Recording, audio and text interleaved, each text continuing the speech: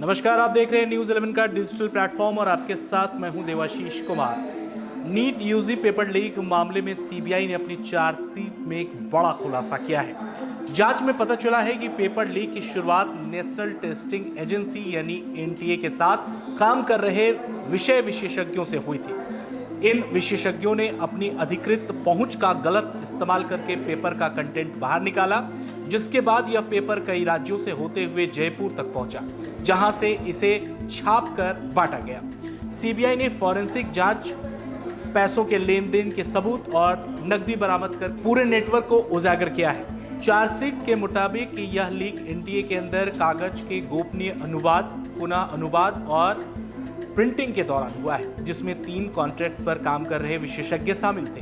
Botany और zoology की जिम्मेदारी मनीषा गुरुनाथ मांद्रे के पास थी। केमिस्ट्री की जिम्मेदारी प्रहलाद कुलकर्णी यानी पीवी कुलकर्णी के पास थी और फिजिक्स की जिम्मेदारी मनीषा संजय हवलदार के पास थी।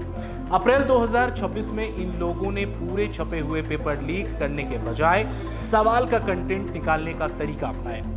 कुलकर्णी और मंधारे ने पुणे में अपने घरों पर चुपचाप तरीके से खास रिवीजन सेशन आयोजित किए थे। इन सेशन में वो छात्रों को सवाल, विकल्प और सही जवाब जुबानी बोलकर बताते थे, जिन्हें छात्र नोटबुक में लिख लेते थे।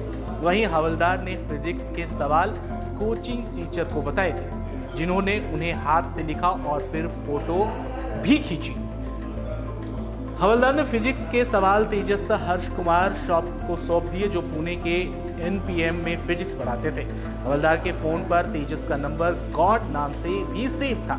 तेजस के हाथ लिखे नोट्स की फोटो खींचकर लातूर के रुनकोई कैरियर सेंटर के डायरेक्टर प्रोफेसर शिवराज को भेजी गई थी, जिसके बदले तेजस ने उनके यानी कि हवलदार के पति के नाम पर रजिस्टर्ड मोबाइल नंबर में ऑनलाइन पे से जो है वो भेजे गए थे। यानी कि आप समझने की कोशिश कीजिए, इस पूरे नेटवर्क का एक बड़ा खुलासा जो है वो इस वक्त हुआ है और साथ ही साथ इससे पहले इस पूरे मामले पर जो है वो गिरफ्तारियां भी हुई हैं। तो साफ तौर पर ये जो पूरा नेटवर्क था ये किसी और ने नहीं बल्कि वहाँ जिनकी जिम्मेदारियां थी उन टीचरों ने ही कराया था।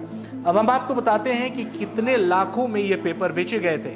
तो 10 से 12 लाख रुपए में ये पेपर बेचे गए थे। जी हाँ, पेपर महाराष्ट्र से बाहर कैसे पहुंचा, इसकी कड़ी नासिक के शुभम खैनकार और गुरुग्राम के यश यादव से जुड़ती है।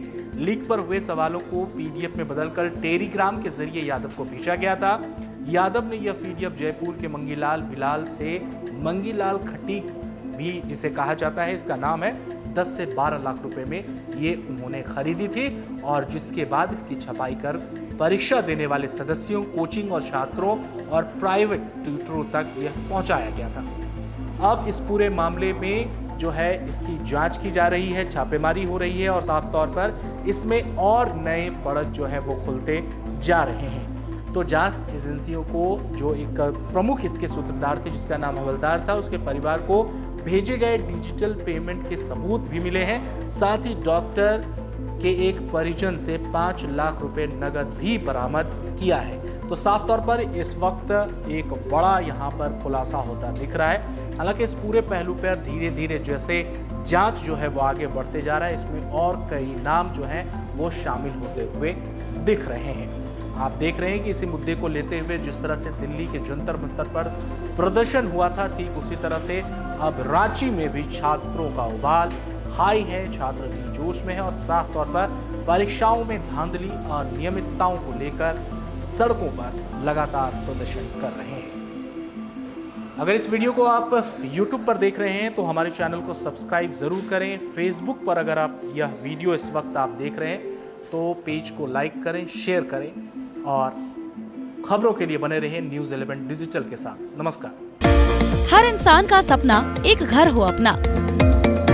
आशियाना मार्केटिंग एंड कंस्ट्रक्शन करेगा आपका सपना पूरा। उगना एनक्लेव में बनाए अपने सपनों का आशियाना। आज ही बुकिंग कराएं अपने सपनों का आशियाना। आशियाना उगना एनक्लेव।